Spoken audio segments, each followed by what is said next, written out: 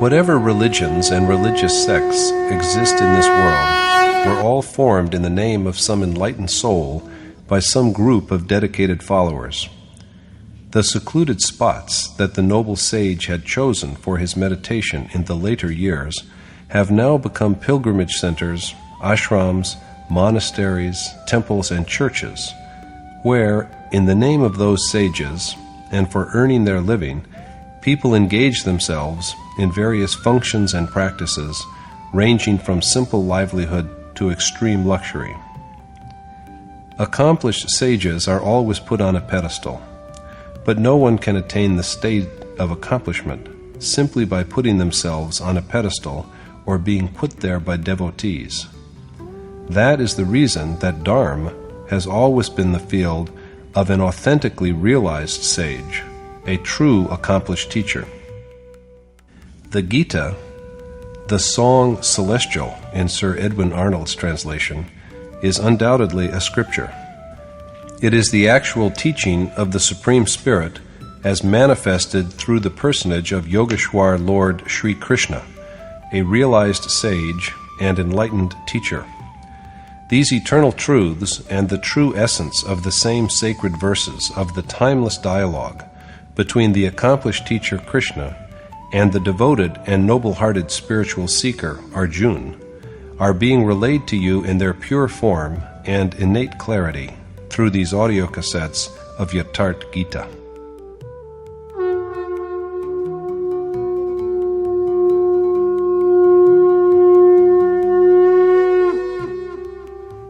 Om Shri Paramatmane Namaha.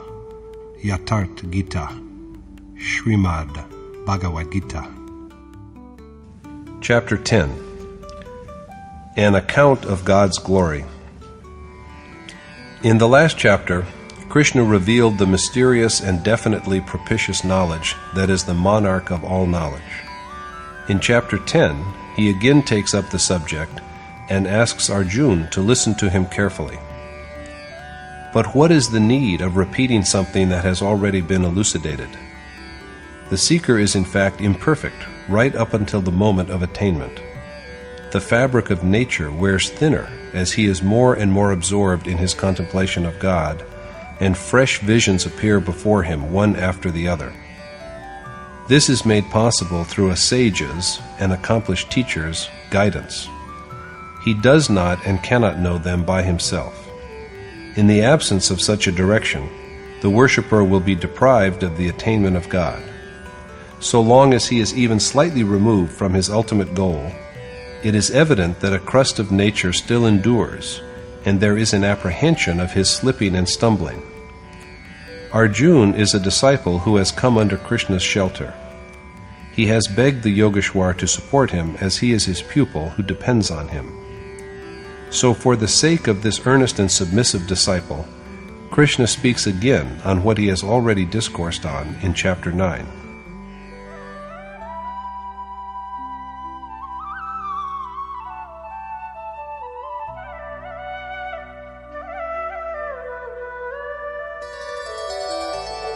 Bhuya eva mahabaho shrinu me paramam vachah yatteham priyamanaya vakshami hitakamyaya. The Lord said, "Listen again, O the mighty-armed Arjuna, to the mystic and compelling words I am about to speak because of my concern for the good of a beloved pupil.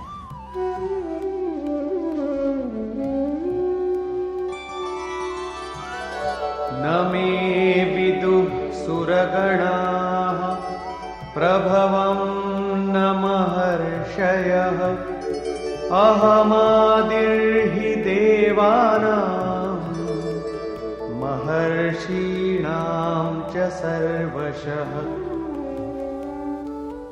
Neither gods nor great sages know my origin, for I am the primal source from which all of them have arisen."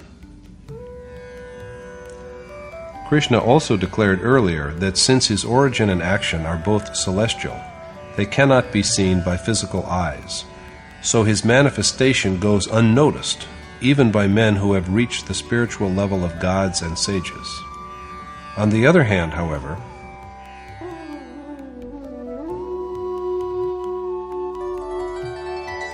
Yo Mamajamanadim Vetti Lokamaheshwaram Asammudha Samartyeshu Sarva Papai Pramuchyate.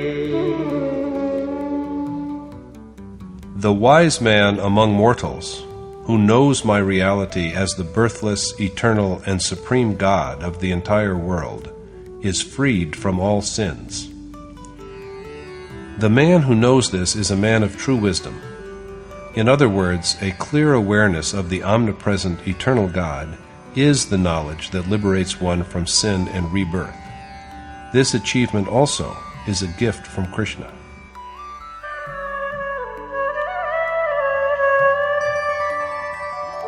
Buddhir jnanam sammoha Kshama satyam damah shamah Sukham dukkham bhavo bhavo Bhayam cha bhayamiva cha Ahimsa samata tushti Tapodanam yasho yashah Bhavanti bhava bhutanam Matta eva prithak vidha. All the manifold qualities with which beings are endowed, will, knowledge, freedom from delusion, forgiveness, truth, restraint of senses and mind, happiness and unhappiness, creation and destruction, fear and fearlessness, as well as abstinence from the desire to harm, equanimity of mind, contentment, penance, charity, fame and ignominy, are provided by none but me.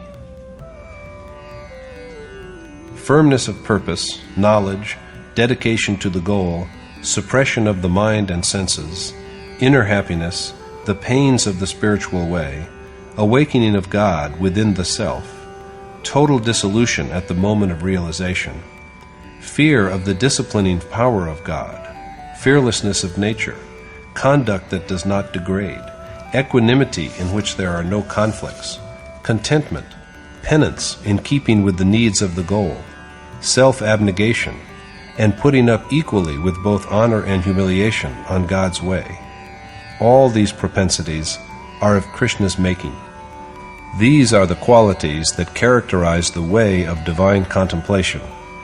In their absence, there remains only the ill-gotten horde of devilish instincts.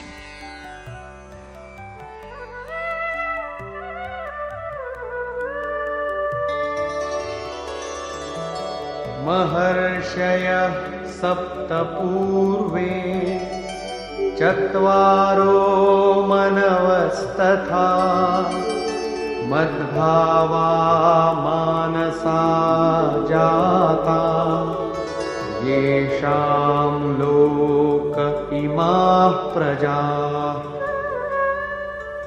The 7 great sages, the 4 who had been earlier than them, as well as Manu and others from whom all mankind has sprung, have all been shaped by the operation of my will. The 7 great sages, or rather the 7 successive stages of yoga, virtuous aspiration, discrimination, refinement of spirit, inclination to truth, disinterestedness, advancement on the spiritual path towards union with God, and along with them, the molding of the 4 faculties of mind, intellect, thought, and ego, in accordance with the demands of yoga, are all creations of Krishna's will. That is to say, that they all arise from the determination to realize Him. Each of them complements the other. All these components of the treasure of divinity are Krishna's works. This treasure is dependent on the evolution of the 7 steps of Yoga, and without them it cannot be.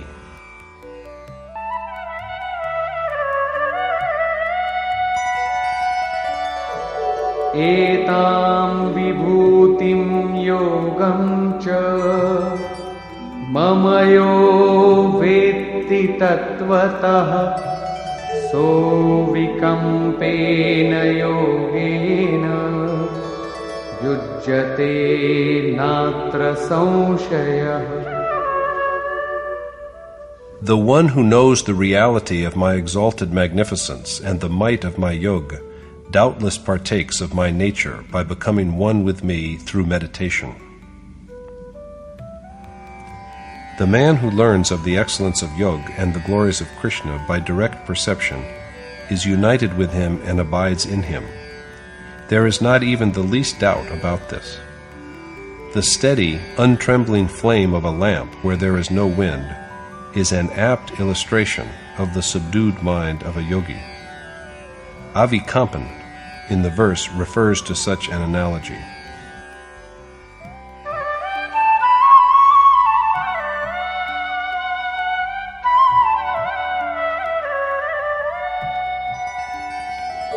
Aham sarvasya prabhavo mattah sarvam pravartate iti matva bhajante mam buddha bhava samanvita.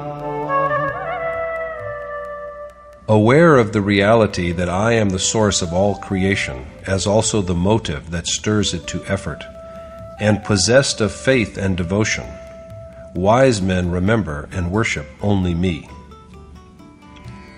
It is at Krishna's behest that the entire world is spurred to action. This implies that he is also the doer of whatever yogi do in keeping with his nature. All the yogi's endeavors are thus only blessings from him. How it is so has been illuminated earlier, and now Krishna dwells upon how yogi constantly adore him.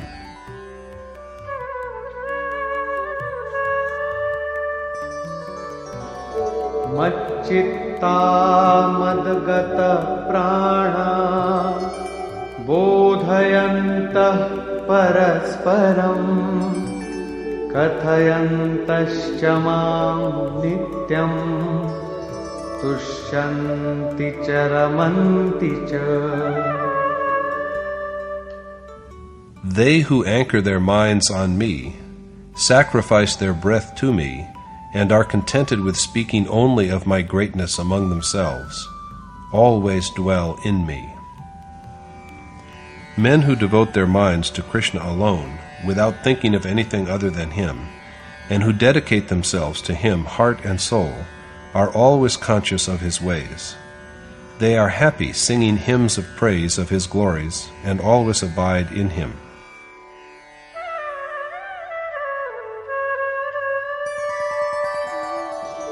Tesham satatayuktanam bhajatam priti purvakam dadami buddhi yogam tam yena mamupayanti te. I bestow upon the devotees, who always remember me and adore me with love, that discipline of yoga, by learning which they attain to none but me. So the awakening of yoga in worshippers is also a gift from God. It depends upon his assuming the role of a charioteer. The following verse points to the way by which a sage and noble teacher like Krishna blesses his devotee with the knowledge that initiates him into yoga. Teshamevanukampartham aham ajnanajam tamah nashayamyatma bhavastho jnanadipena bhasvata.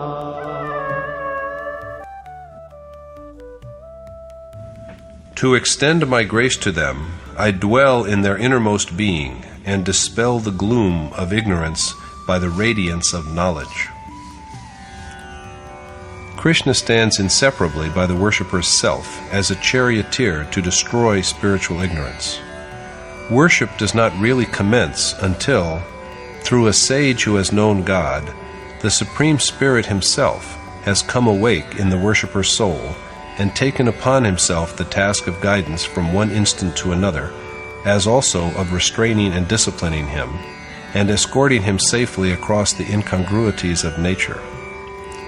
At this stage, God begins to command from all sides, but at the beginning, it is through an accomplished sage that He speaks. If a seeker is not fortunate enough to have such a sage as a teacher, God's voice is only faintly audible to him. The charioteer, whether he is the worshipped deity or a teacher-preceptor or God Himself, is the same. When the charioteer has awakened in the worshipper's self, his dictates are received in 4 ways.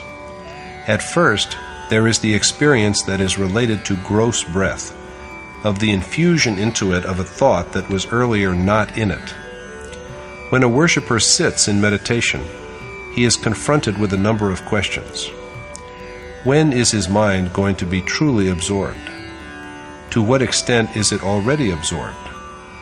When does his mind desire to escape from nature, and when has it strayed from the path? The answers to these questions are signaled every moment by the adored God through physical reflexes. Twitching of limbs is an experience related to breath, and it appears simultaneously at more than one point, even within a moment.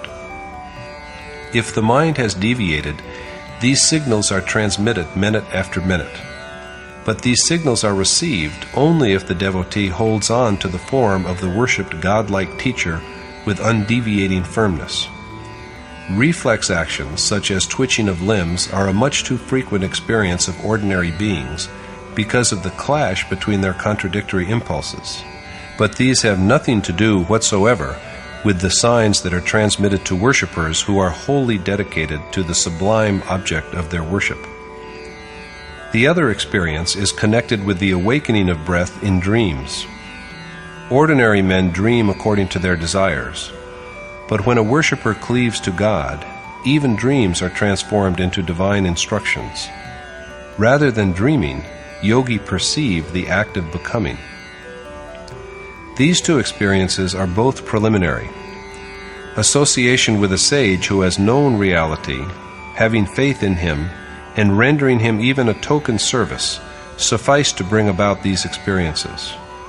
But the 2 subsequent experiences of a worshipper are more subtle and dynamic, and they can be had only through active practice, only by really walking along the path. The 3rd experience is that of awakening into profound sleep. All of us in the world, after all, as it were, lie immersed in slumber. We are but lying in a state of insensibility in the dark night of ignorance, and whatever we do, day and night, is but a dream. Profound sleep here refers to the condition that follows after the stage when the memory of God flows through the worshipper so very like a perennial stream that his vision of God is permanently fixed in the mind. This is that serene and blessed mood in which the worshipper is led gently on by his affections, and in which, while the physical breath is suspended, and he is laid asleep in body, he becomes what is called a living soul. This is the state of harmony and of deep joy in which the worshipper is blessed with an insight into the very life of things. In such a condition, the worshipped God transmits yet another signal, which manifests itself in the form of an image that is in consonance with the yogi's prevailing mood and provides the correct direction, thus acquainting him with the past and the present. My revered teacher would quite often tell us that even like the surgeon who first renders a patient unconscious and then cures him by the application of a suitable remedy, God, when the flame of worship is strong and steady, imbues the devotee with awareness of the state of his faith and worship to cure his spiritual sickness. The 4th and final experience is of the spiritual awakening that leads to evenness of breath. This is the state in which the worshipper is on par with that God whose thought he has fixed his mind on as on a tangible object. This realization arises from within the self, and once this awakening has taken place, at every moment, while sitting idly or up and active, the worshipper previsions occurrences that shall be, and thus gains omniscience. This is the state also in which there arises a sense of oneness with the embodied self. This final experience is generated when the darkness of ignorance is dissipated by the light of knowledge through the agency of a timeless and unmanifest sage who has awakened in his soul. Arjuna then speaks to Krishna.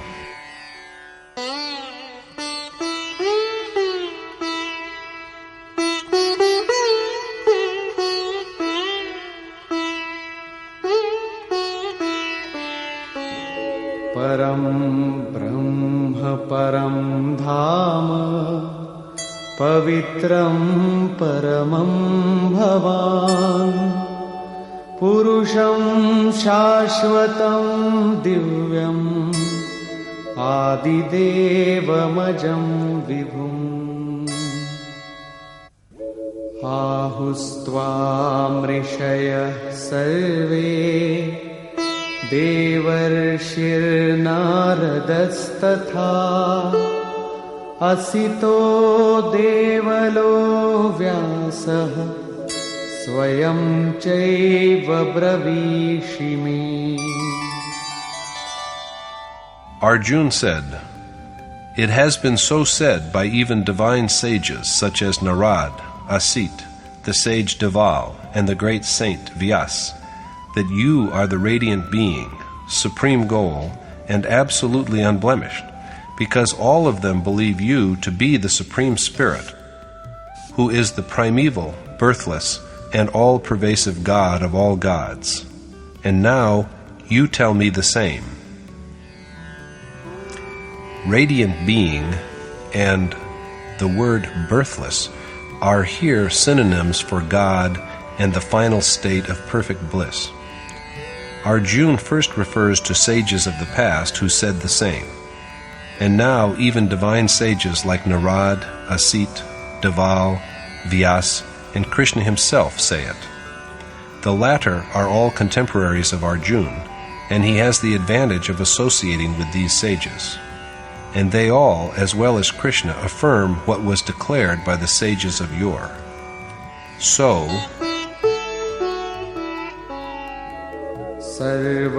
सर्वमेतद्रितं मन्ये यन्मां वदसि केशव न हि ते भगवन् व्यक्तिं विदुर्देवान् दानवाः. I believe, O Keshav, all that you have told me to be true, and, O Lord Krishna, that it is known to neither demons nor gods. And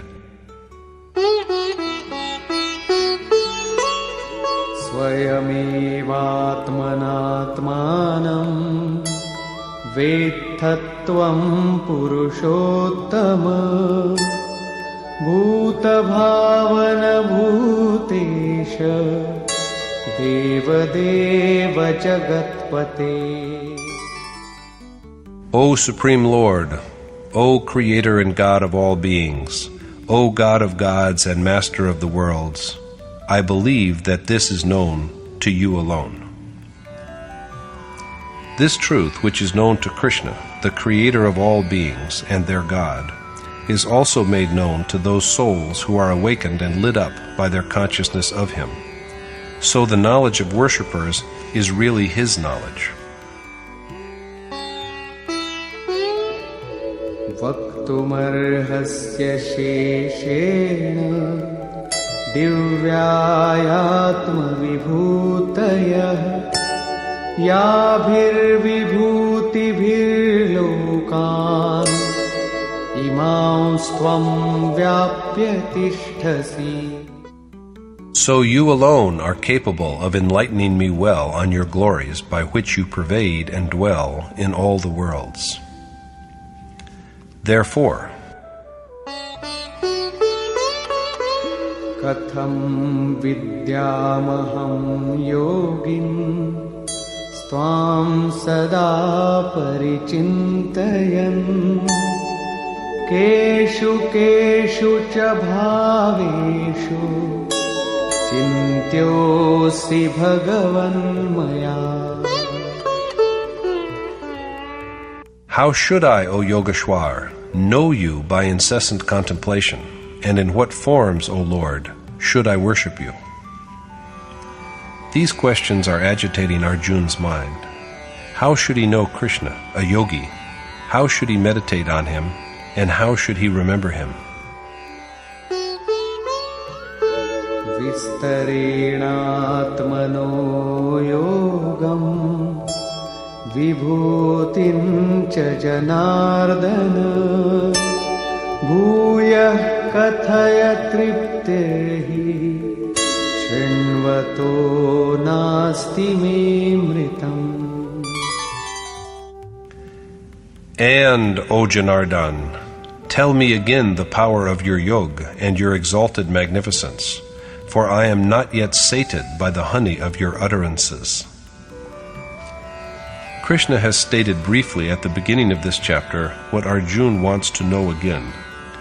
Arjuna begs him to elaborate the same again at greater length, because his curiosity is not yet fully satisfied. Moreover, he also wishes to hear Krishna's words just for the sake of listening to them. Such is the sweet charm of the speech of God and of sages. No wonder, according to Goswami Tulsidas, one who is satiated with listening to the chronicle of Ram is bereft of sentiment. Until the worshipper has access to the desired God, his thirst for the substance of immortality remains. If someone sits down on the way before the point of attainment with the feeling that he knows all, he has in fact known nothing. It is evident then that his progress is about to be obstructed. So it is the seeker's duty that he holds on to directions from the adored God and turns them into practice.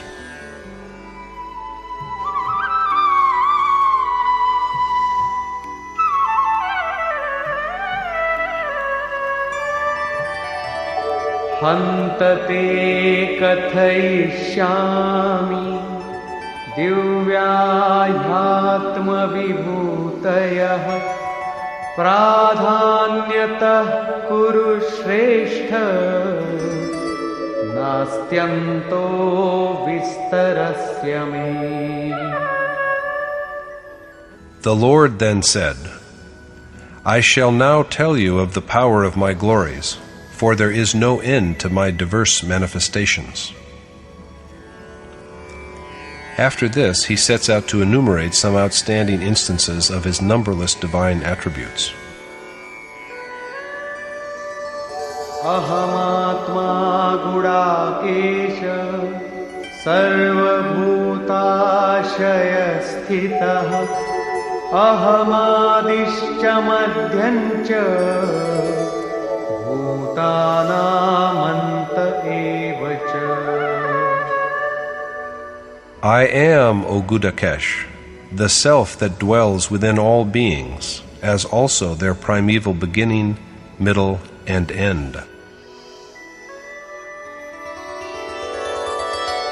Adityanamaham Vishnu Jyotisham Raviramshuman Marichir Marutam Asmi Nakshatranamaham Shashi. I am Vishnu among the 12 sons of Aditi, the sun among lights, the god Marishi among winds, and the sovereign moon among planets. Aditya and the other celestial beings referred to in the verse were taken as symbols of certain inner attitudes in the time of Krishna. They are all dwellers in the sphere of the heart. वेदानां सामवेदोऽस्मि देवानामस्मि वासवः इन्द्रियाणां मनश्चास्मि भूतानामस्मि चेतना. I am also the Sam among the Ved, Indra among gods, the mind among senses, and the consciousness in beings. Among the Ved, Krishna is the Samved, for it is he whose song begets the state of equanimity. He is the Lord Indra among gods, and the mind among senses, for he is known only through restraint of the mind. He is also the power that gives beings their sense of awareness.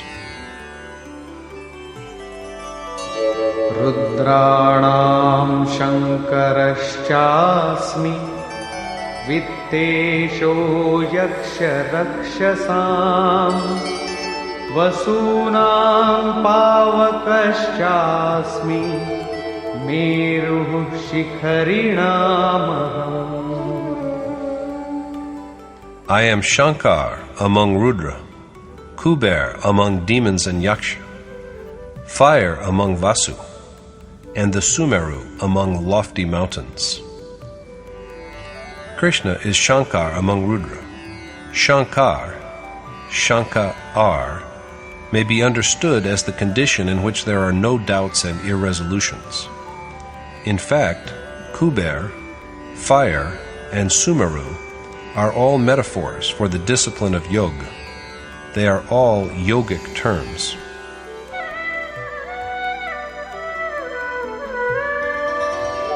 Purodhasancha mukhyam ma Vidhi partha brihaspatim Senaninamaham skandah Sarasamasmi sagarah.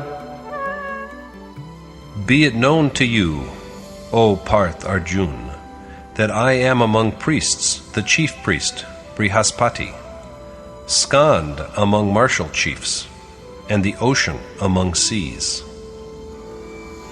Among priests who keep watch over the intellect that is like a gateway to the human body, Krishna is Brihaspati, the divine teacher of gods themselves, and so it is he who generates the treasure of divinity.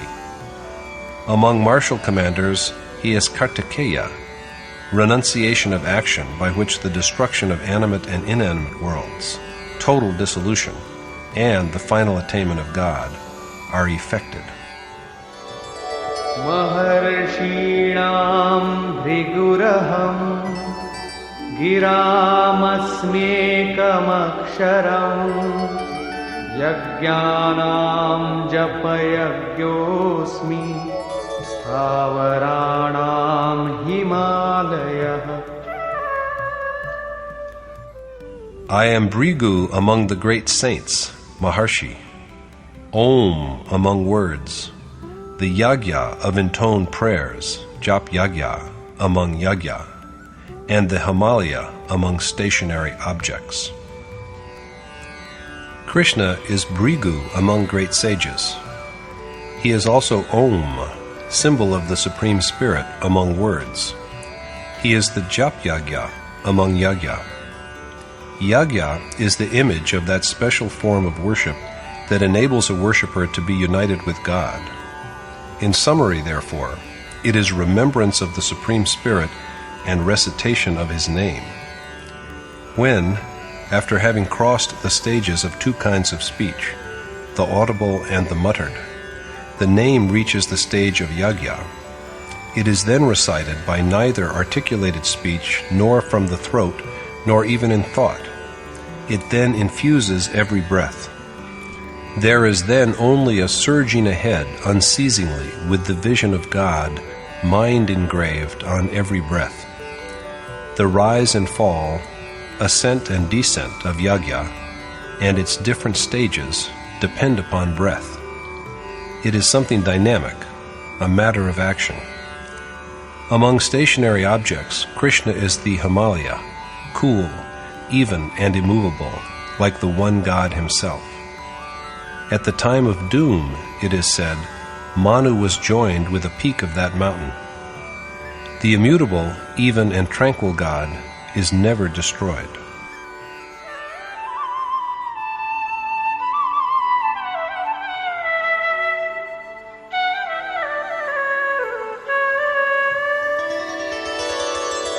अश्वत्थः सर्ववृक्षाणां देवर्षीणां च नारदः गन्धर्वाणां चित्ररथः सिद्धानां कपिलो मुनिः. I am Ashwath among trees, Narad among divine sages, Chitrarath among Gandharv, and the sage Kapil among men of attainment. Krishna is Ashwath, the holy people or fig tree among trees. The world, which is not even sure of living until the symbolic tomorrow, is described as an inverted people or fig tree, whose root, God, is above, and whose boughs, nature, are spread below. This is not the ordinary people tree that is commonly worshipped, and it is in this sense that Krishna calls himself people among trees. Narad, Nade Randra, is Narad, has, on the other hand, such a sharp awareness that he can steadily hold on to the divine rhythm arising from breath. Among Gandharva, Krishna is Chitrarath, or that unique state in which the object of contemplation begins to be directly perceptible to the worshipper. Kapil is bodily manifestation.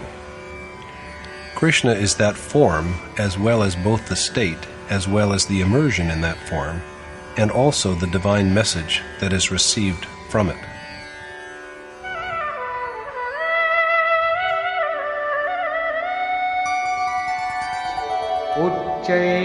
श्रवसमश्वानां विद्धि माममृतोद्भवम् ऐरावतं गजेन्द्राणां नराणां च नराधिपम्. Know also that I am the nectar-born Uchashrav among horses, Airawat among pachyderms, and king among men. Every object in the world is perishable, and the self alone is indestructible. It is thus that Krishna is Uchashrav, Indra's horse that is said to have been churned out of the nectar that came from the ocean. A horse is a symbol of regulated motion. Krishna is the motion of the mind in its quest for the reality of the self. He is also king among men. A great soul is in fact a king, because he wants for nothing.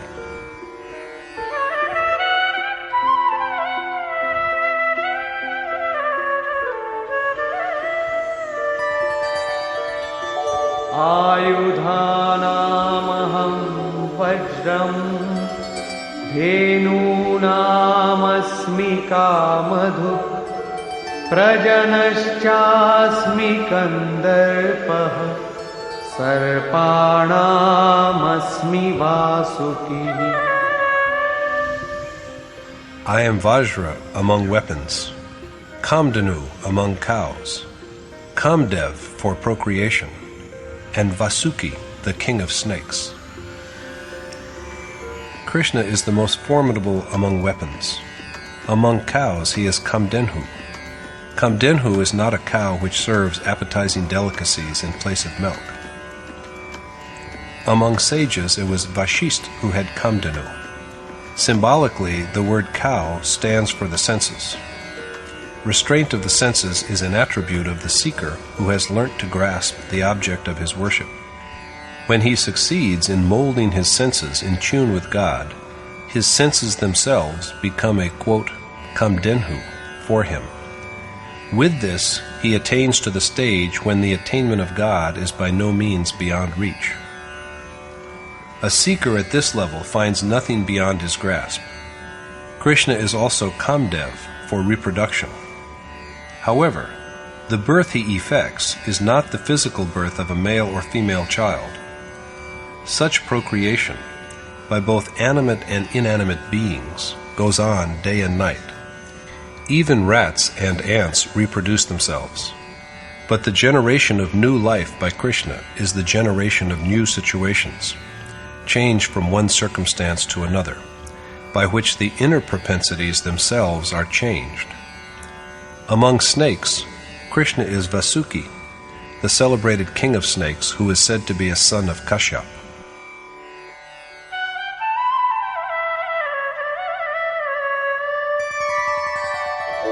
Anantaschasmi naganam varuno yadasamaham pitrinamaryama chasmi yamah sayamatamaham.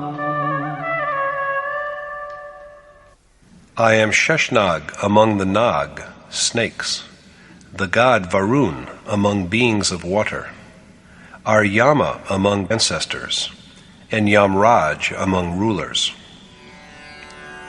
Krishna is the infinite, or Sheshnag. Sheshnag is in fact not a snake. There is a description of its form in the composition called ShrimadBhagavat, which is contemporaneous with the Gita. According to it, Sheshnag is an embodiment of God's Vaishnavi or Vishnu power, which is stationed at a distance of 30,000 yojan from the earth, and on whose head the earth rests lightly like a grain of mustard. This is in truth a picture of the force of gravity between objects which keeps the stars and planets in their respective orbits. This force winds itself around all of them and holds them like a snake. This is the infinite that holds the earth also. Krishna says that he is that divine principle. He is also Varun, the king of amphibious beings, and Aryama among ancestors. Non-violence, truth, detachment, continence, and freedom from doubt are the 5 yam, or moral restraints and observances. The word ara represents the cutting off of the aberrations that appear in the way of their practice. Elimination of these evils brings to fulfillment the merits of actions done in a previous life, which then provides liberation from worldly bondage. Among rulers, Krishna is Yamraj, guardian of the restraints called Yam.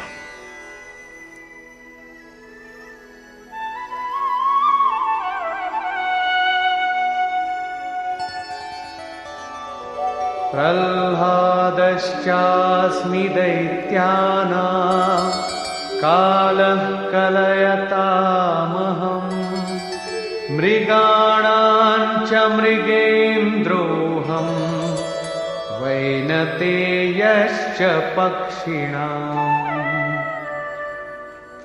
I am Prahlad among Datya or demons, unit of time for reckoners, the lion among beasts, and Garud among birds.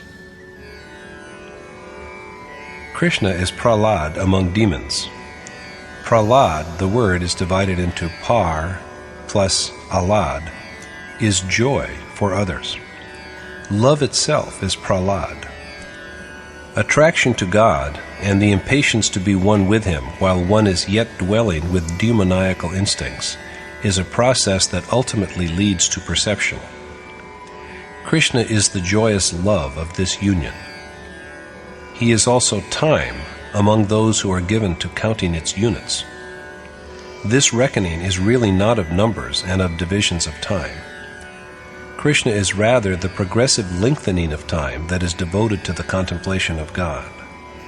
He is the time of incessant remembrance of God, not only in the hours of wakefulness, but also in sleep.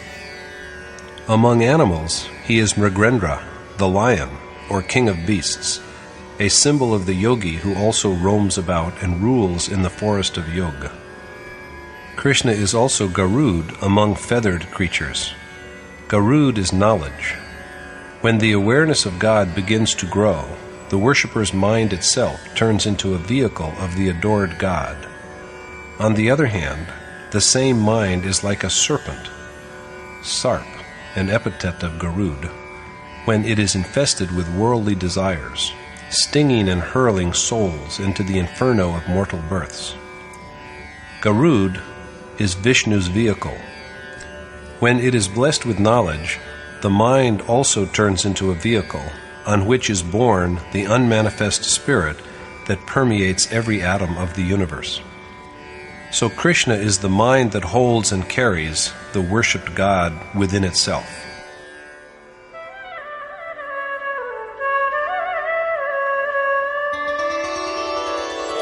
Pavanah pavatamasmi Ramah shastrabhitamaham Jhashanam makaraschasmi Srotasamasmi Janhavi.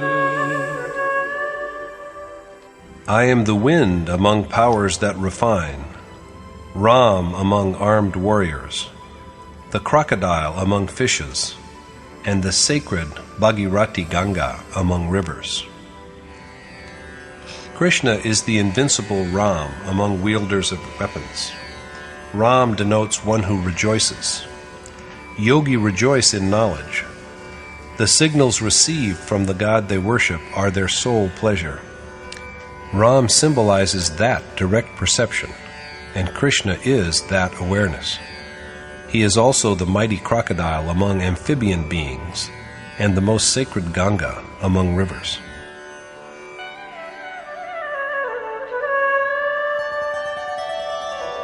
Sarganamadirantashcha madhyam chaivaaham Arjuna adhyatma vidya vidyanam vadah pravadatamaham.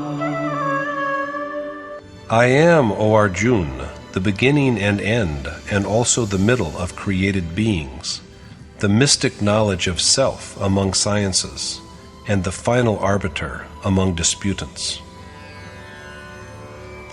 Among branches of learning, Krishna is knowledge of the Supreme Spirit, as well as of the relation between the Supreme and the individual soul.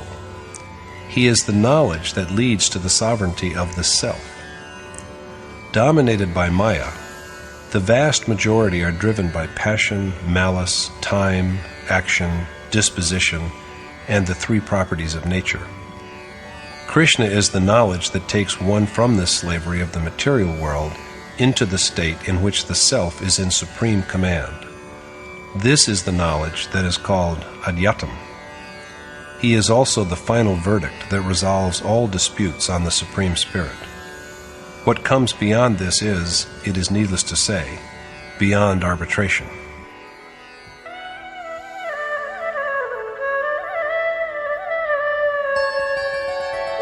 Aksharanamakarosmi dvandva samasikasya cha ahamevakshayah kalo dhataham vishvato mukha. I am the vowel akar among the letters of the alphabet, dvandva among compounds, the eternal Mahakal amidst mutable time, and also the God who holds and sustains all. Besides being the first sound of the sacred Om, Krishna is also the imperishable, immutable time. Time is always changing, but he is that state, that time, which takes one to the eternal God.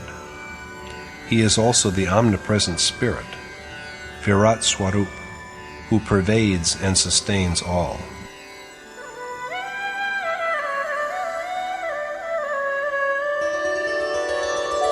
Mrityuh sarvaharashchaham udbhavascha bhavishyatam kirti shrirvakcha narinam smritir medha dhriti kshama. I am the death that annihilates all, the root of the creations to be, and Kirti among women, the embodiment of the feminine qualities of accomplishing action, vitality, Shakti, speech, memory, awareness, patience, and forgiveness. As Yogeshwar Krishna will say in the 16th verse of chapter 15, all beings, Purush, are of only two kinds, the perishable and the imperishable. All these bodies which generate other beings and die are mortal. Whether male or female, they are all Purush, according to Krishna. The other Purush is the imperishable cosmic spirit, who is perceived in the state when the mind has ceased to be. This is the reason why men and women equally can attain the supreme goal. The qualities of vitality, memory, awareness, and so on, pointed out in this 34th verse, are all feminine in principle. Does it mean that men have no need of these qualities? In truth, the animating principle of the heart's sphere is a feminine principle. The qualities enumerated in the verse need to be inculcated in all hearts, of men as much as of women.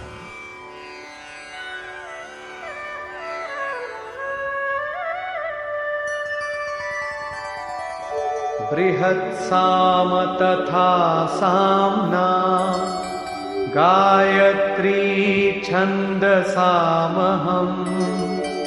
मासानां मार्गशीर्षोऽहम् ऋतूनां कुसुमाकरः. And I am the Samved among scriptural hymns, the Gayatri among metrical compositions, the ascendant Agrahayan among months, and the spring among seasons. Among the sacred Vedic texts, Shruti, that are fit to be sung, Krishna is the Samved, Vrihatsam, the song that produces evenness of mind. He is the spiritual awakening in these hymns. He, too, is Gayatri among verses. The Gayatri, it is important to realize, is a metrical composition of self-denying prayer, rather than a spell or charm, the recitation of which brings automatic salvation. After straying thrice, throwing himself at the mercy of the desired God, the sage Vishwamitar addressed him as the essence that permeates the earth, all the worlds, and the self, and entreated him to confer wisdom on him and to inspire him so that he could know his reality. So, as it may be seen, Gayatri is a prayer. The worshipper is not able to resolve his doubts by his own intelligence. He does not know when he is right or in error. So Krishna is the Gayatri by which the hapless worshipper surrenders himself to God. This prayer is doubtlessly propitious, for by this the devotee seeks refuge in Krishna. Krishna is also Agrahayan among months, the ascendant season of joy. He is the state of felicity or happiness that this month resembles.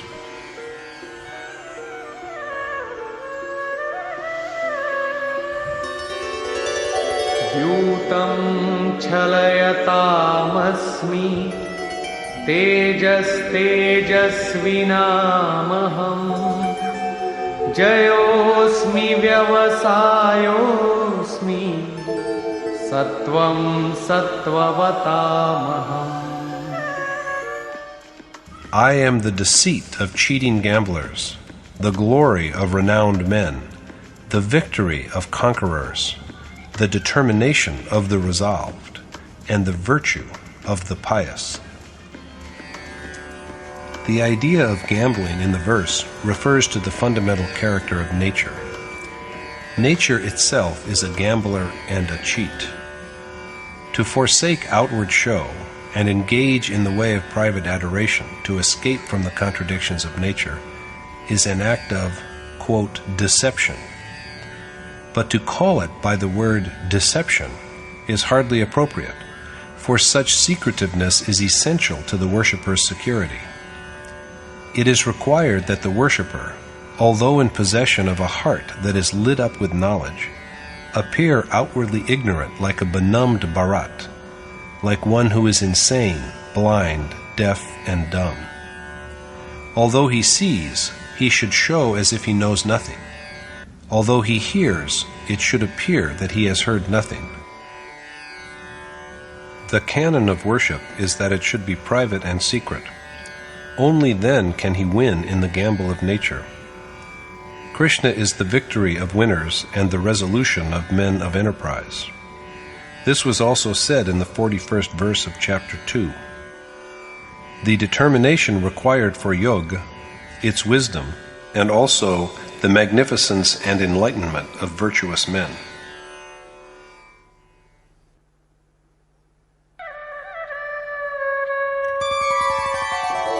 वृष्णीनां वासुदेवोऽस्मि पाण्डवानां धनञ्जयः मुनीनामप्यहं व्यासः कवीनामुशना कविः. I am Vasudev among the descendants of Vrishni, Dhananjay among the Pandav, Vedvyas among sages, and Shukracharya among poets. Krishna is Vasudev, or the one who is everywhere, among the Vrishni race. He is Dhananjay among the Pandav. Pandu, father of the Pandav, is a symbol of piety. He is the one in whom virtue is awakened. Realization of the self is the only real and lasting wealth. Krishna is Dhananjay, the one who earns and stores the treasure of self-knowledge. He is Vyas among sages. He is the sage who has the ability to express the idea of perfection. Among poets, he is Ushna, Shukra, who has in the Ved the epithet Kavya attributed to him, and who also has the wisdom to lead the soul to God.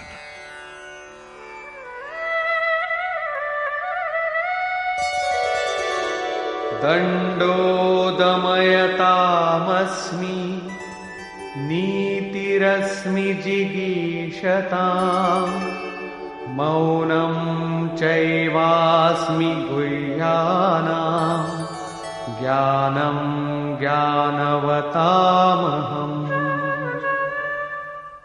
And I am the oppression of tyrants, the wise conduct of those who aspire to succeed, silence among secrets, and also the knowledge of enlightened men. Krishna is all these.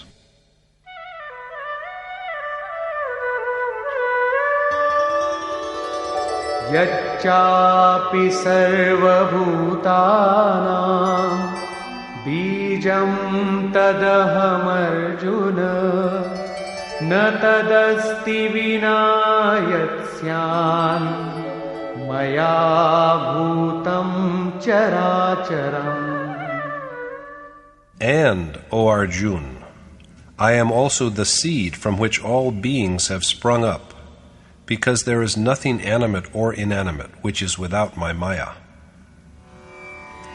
There is nothing, no being in the whole world who is devoid of Krishna, because he pervades all. All beings resemble him and are close to him. He further adds,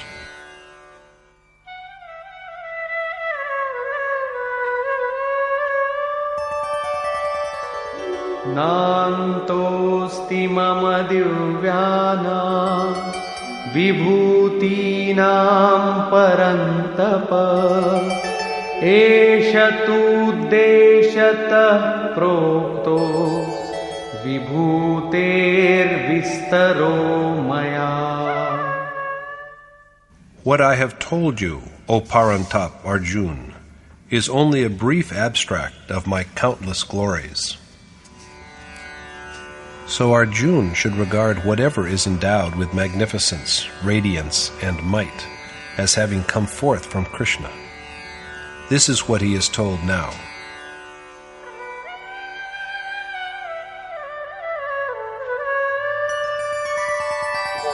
यद्यद्विभूतिमत्सत्त्वं श्रीमदूर्जितमेव वा तत्तदेवावगच्छत्वं मम तेजोंशसम्भवम्. Know that whatever is possessed of glory, beauty, and strength has arisen from my own splendor. Krishna concludes his revelation of the Omnipresent thus. Athava bahunaytena kim gyatena tavarjuna vishtabhyahamidam kritsnam ekaanshena sthito jagat. Or, instead of knowing anything more, O Arjuna, just remember that I am here, and I bear the whole world with just a fraction of my power. Krishna's enumeration of his manifold glories by analogy does not imply that either Arjuna or any one of us should begin to adore the beings and objects he has cited for illustration. The exercise is rather aimed at enlightening men who are inclined to the worship of other gods and goddesses, as well as of objects and creatures such as trees, rivers, planets, and serpents, that they have acquitted themselves well of their duties to all these divinities, objects, and beings by just adoring Krishna alone. Conclusion. At the beginning of the chapter, Krishna told Arjuna that he would instruct him again in what he had also told him before, because he was most dear to him. He was going to repeat the instruction, for a noble teacher's constant guidance is a necessity until the very moment of attainment. His origin, Krishna has said, is known to neither gods nor saints, because he is the primal source from which all of them are born. They do not know him because the universal state arising from attainment of the unmanifest God can be experienced only by those who have arrived at the supreme goal. He is a man of knowledge who knows Krishna, the birthless, eternal, and supreme God of the world, by direct perception. Arjuna requests him to enlighten him at length on the signs of his greatness. This is correct because the worshipper's impatient curiosity to listen to his adored God should remain until the very moment of fulfillment. Beyond this he cannot go, because he knows not what lies within the heart of God. Thereupon, Krishna has summarized to Arjuna 81 manifestations of his greatness. Whereas some of them illustrate the inner qualities that are developed by initiation into yoga, others illumine the glories that are earned by social achievements and accomplishments. At the end, after all this, Krishna tells Arjuna that instead of knowing about him in detail, he should just remember that whatever in the three worlds is endowed with magnificence and beauty has arisen from his own radiant power. In this chapter, Krishna has thus acquainted Arjuna with his manifold glories at an intellectual level, so that his faith withdraws itself from all distractions and is firmly centered on his destination. But even after listening to everything and comprehending them with much splitting of hairs,